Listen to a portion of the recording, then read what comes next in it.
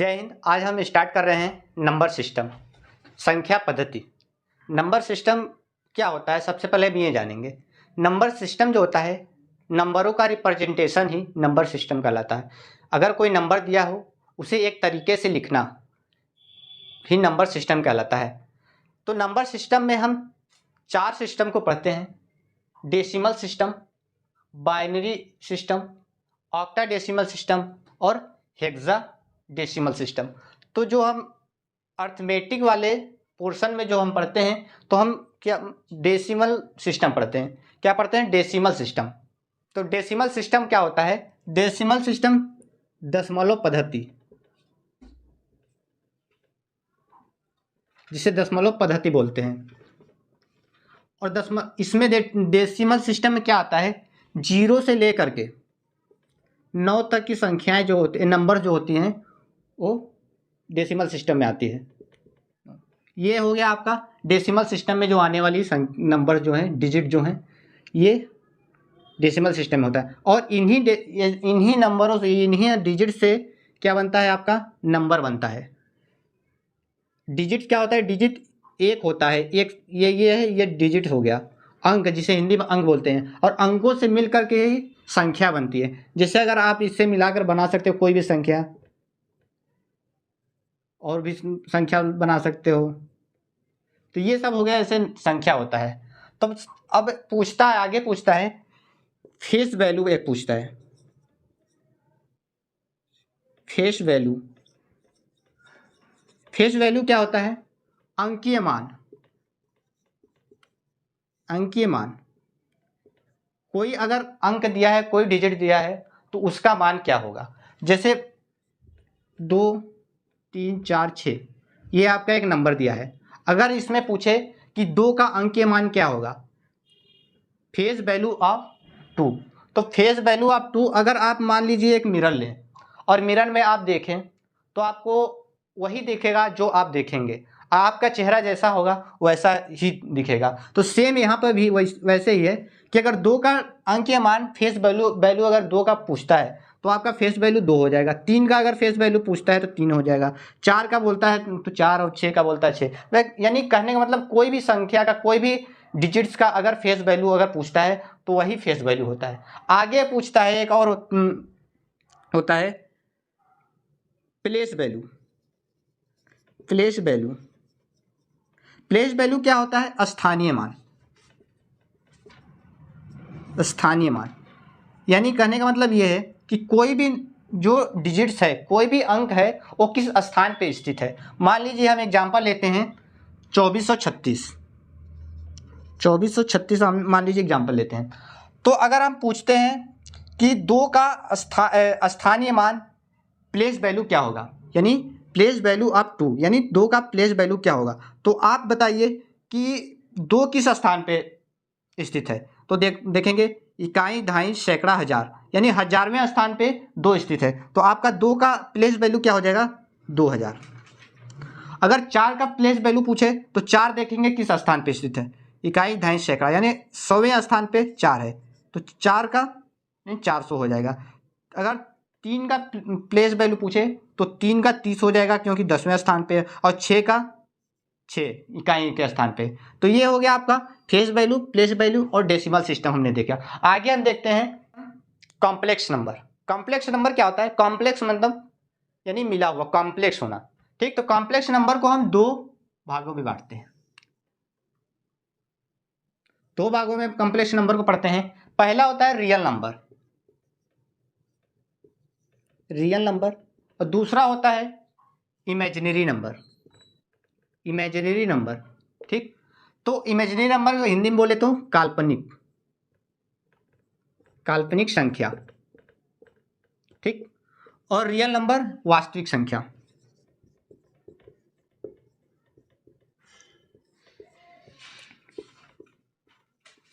तो imaginary number क्या होता है? यानी इमेजिनेशन, इसे आई से रिप्रेजेंट करते हैं, और इसे आई नहीं बोलते हैं, इसे मैथमेटिक्स के लैंग्वेज में आयोटा बोलते हैं। क्या बोलते हैं? आयोटा, आयोटा बोलते हैं। और आई का वैल्यू होता है √-1, अगर हम इसका स्क्वायर करते हैं, यानी अगर हम इसका स्क्वायर करते हैं, आई स्क्वायर करते हैं, तो आई स्क्वायर का वैल्यू हो जाता है -1। तो अब इससे ज़्यादा क्वेश्चन नहीं बनता है। आप इतना याद रखिए, कोई भी संख्या यानी सारी संख्या, एवरी नंबर जो होता है रियल नंबर में आता है और इसे हम आर से रिप्रेजेंट करते हैं। आगे देखते हैं। तो अब जो रियल नंबर में हम देखते हैं एक डेसिमल और इंटीजर। तो डेसिमल क्या होता है?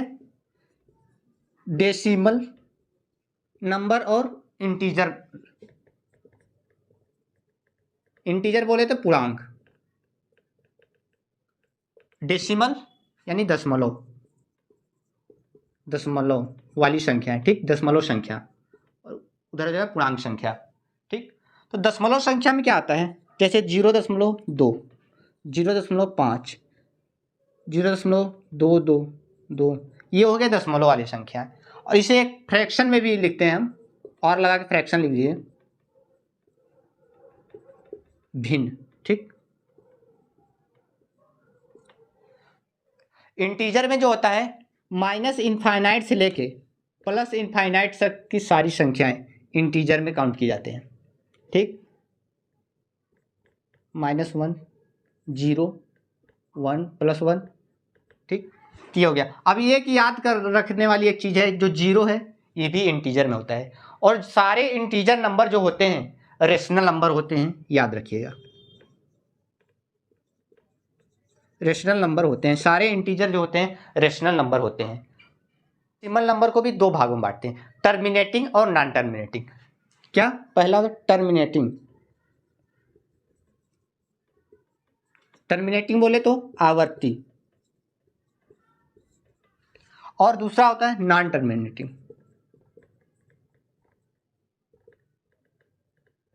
नॉन टर्मिनेटिंग बोले तो अनावर्ती, और टर्मिनेटिंग वाले में कौन से नंबर आते हैं?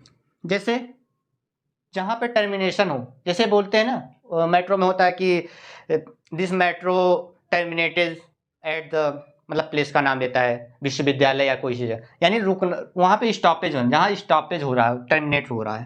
जैसे कि 0.5 यानी ये एक टर्मिनेशन नंबर है, 0.2, 0.22 ऐसे, ठीक।